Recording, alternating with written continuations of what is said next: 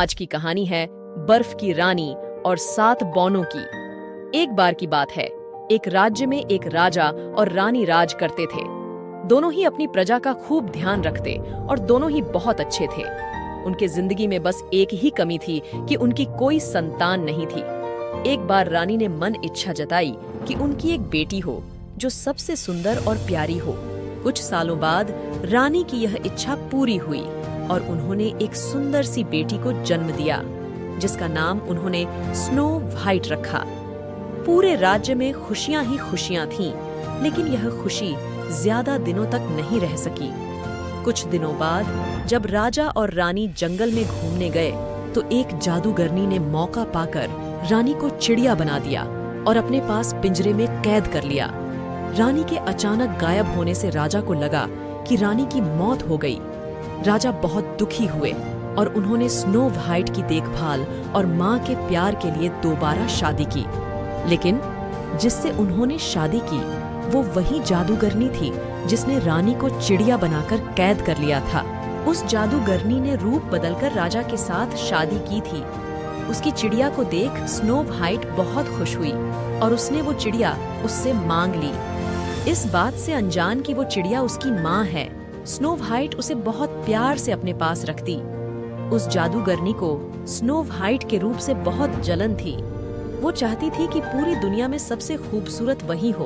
उस जादूगरनी के पास एक जादुई आईना था, जिससे वो हर रोज पूछती कि सबसे सुंदर कौन। हर बार आईने का जवाब आता, रानी आप तो सुंदर हैं ही, लेकिन स्नो व्हाइट आपसे भी ज्यादा सुंदर है।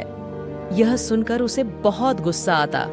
एक दिन उसने फैसला कर लिया कि वो स्नो व्हाइट को मार डालेगी। इसके लिए उसने एक मंत्री को बुलाया और उससे कहा, जाओ जाकर इस स्नो व्हाइट को मार डालो। मंत्री डर गया और स्नो व्हाइट को जंगल में ले गया, लेकिन उसे मार न सका। उसने स्नो व्हाइट को सारी बात बताई और उसे भाग जाने को कहा।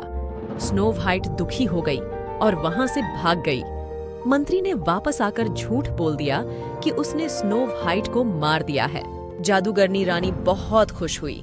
उधर स्नो व्हाइट जंगल में भटक ही रही थी कि उसकी नजर एक छोटी सी झोपड़ी पर गई। वो उस झोपड़ी में चली गई।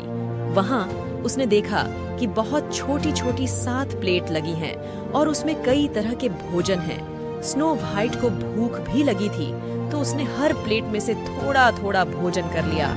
फिर उसकी नजर वहां लगे 7 बेड पर पड़ी। स्नो व्हाइट को नींद भी बहुत आ रही थी, तो वो आराम करने का सोचकर एक बेड पर लेट गई। लेटे लेटे उसे नींद आ गई और वो सो गई। तभी थोड़ी देर बाद वहां 7 बौने आए। उन्हें अंदाजा लग गया था कि वहां कोई आया है। जैसे ही उनकी नजर स्नो व्हाइट पर पड़ी, उसकी खूबसूरती देख बौने उसे देखते ही रह गए। तभी स्नो व्हाइट की नींद खुली और उसने डरते हुए बौनों को सारी बात बताई। बौने उसकी बात सुनकर चौंक गए और उन्होंने कहा, स्नो व्हाइट, अगर तुम हमारे लिए हमेशा अच्छा खाना बनाओगी और हमारे घर का ख्याल रखोगी तो तुम हमारे साथ रह सकती हो।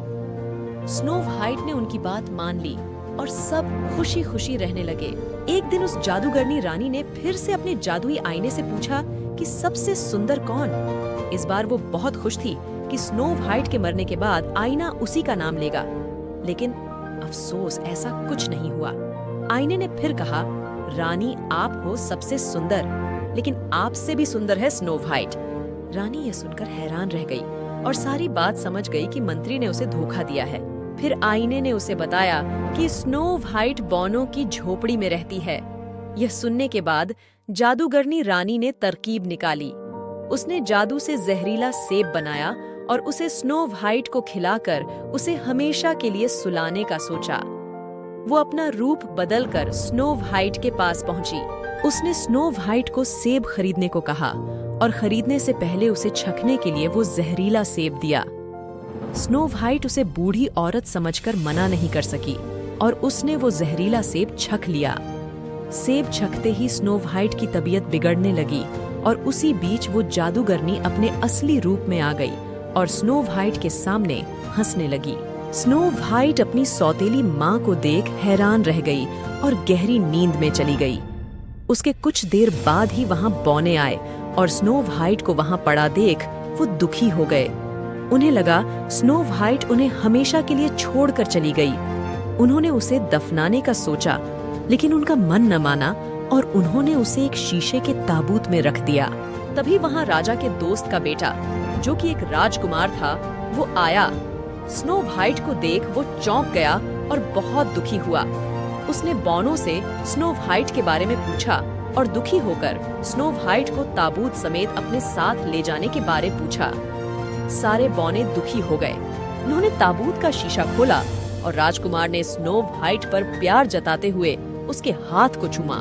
इतने में स्नो व्हाइट को होश आ गया। स्नो व्हाइट ने सबको अपने सामने देख सारी बात बताई। सब समझ गए कि जादूगरनी सौतेली माँ की वजह से ही ऐसा हुआ है। वो बौने जादूगर बनकर राजा के दरबार पहुंचे और उन्होंने कहा कि उन्हें पता है कि रानी को खूबसूरत बनने का शौक है। वो उन्हें बहुत खूबसूरत बना सकते हैं, लेकिन उन्हें उनके साथ चलना होगा। रानी और राजा उनके साथ चल पड़े और जैसे ही रानी पर सूरज की किरणें पड़ी, वो अपने जादूगरनी के रूप में आ गईं। वहां स्नो व्हाइट और राजकुमार भी पहुंचे। स्नो व्हाइट को देख राजा खुश हो गए। उन्होंने राजा को सारी बात बता दी और फिर बौनों ने अपनी शक्ति से जादूगरनी के जादू को खत्म कर दिया। जादू खत्म होते ही चिड़िया बनी असली रानी अपने रूप में आ गई। राजा और स्नो व्हाइट रानी को देख बहुत खुश हुए और जादूगरनी को बंदी बनाने का आदेश दे दिया। इसके बाद राजा रानी ने स्नो व्हाइट और राजकुमार के विवाह का आयोजन किया और बौनों को तोहफे दिए। सभी खुशी खुशी रहने लगे। इस कहानी से यही सीख मिलती है कि बाहरी खूबसूरती से ज्यादा अंदर की खूबसूरती ज्यादा मायने रखती है। ऐसे ही कहानियाँ सुनने के लिए हमारे हिंदी कहानियाँ चैनल को लाइक, शेयर और सब्सक्राइब जरूर करें।